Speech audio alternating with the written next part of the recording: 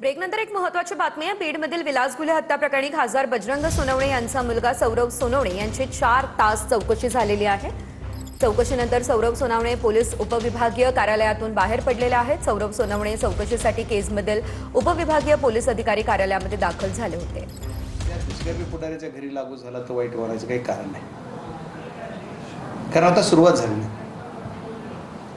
त्याच्यामुळं हे चुकीची प्रथा आहे।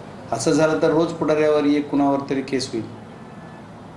आता ठीक आहे, चौकशीतून आणखी काय निष्पन्न होणार आहे, काय चौकशी त्यांना करायची ती करू देत।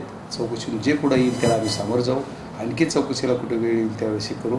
आजच्या सुद्धा एवढ्या कमी वयामध्ये त्याला पोलीस स्टेशनला जाऊन 4 तास जॉब द्यावा लागला, जिथे कुठेही ते पोलीस स्टेशन पोलीस याचा विषय कुठे अर्थही माहीत नसेल, एवढ्या गोष्टीतून या एवढ्या कमी वयात ती करावं लागलं, त्या प्रक्रियेत जावं लागलं।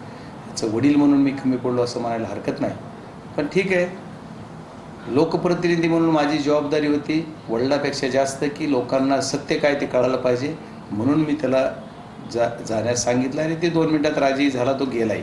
आणि चौकशी समोर होते, काय चौकशी झालं मी त्याला काही विचारलंही नाही आणि तो माझा पार्टी नाही, काय विचार